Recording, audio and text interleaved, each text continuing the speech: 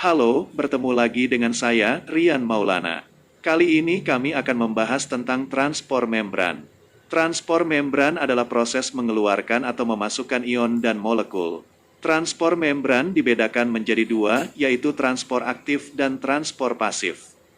Transport pasif merupakan perpindahan zat yang tidak memerlukan energi. Sedangkan, transport aktif adalah pemindahan zat yang menggunakan energi untuk mengeluarkan atau memasukkan ion dan molekul melalui membran sel.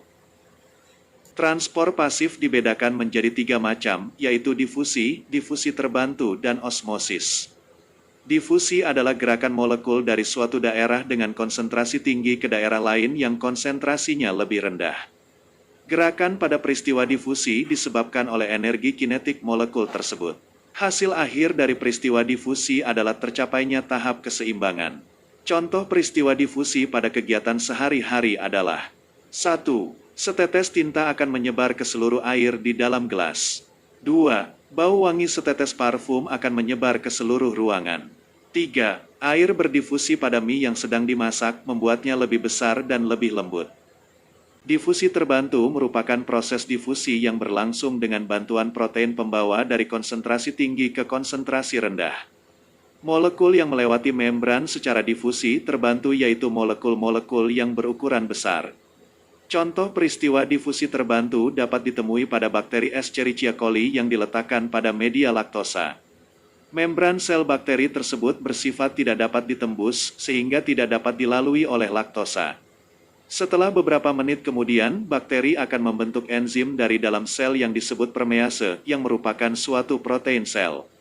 Enzim permease tersebut akan membuat jalan bagi laktosa, sehingga laktosa ini dapat masuk melalui membran sel.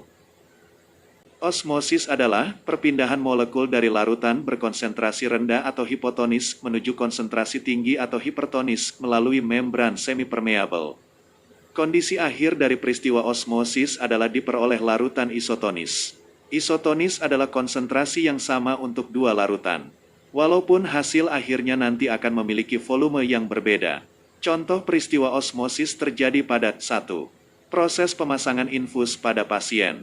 2. Penyerapan air dan unsur hara dari dalam tanah oleh rambut akar. 3. Pemberian garam pada sayur dan buah sehingga sayur dan buah menjadi lemas atau layu.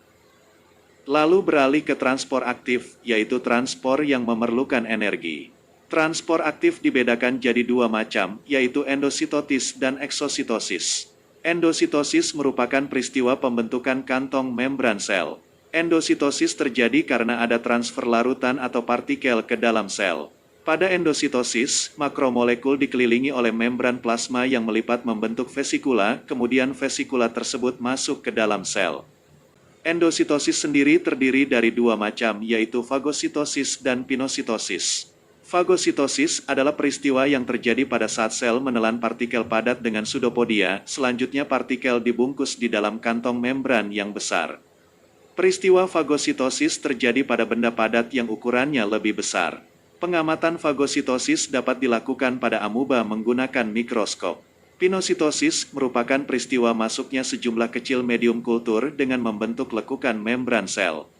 Peristiwa pinositosis terjadi bila protein dan ion tertentu pada sekeliling sel sesuai dengan konsentrasi di dalam sel.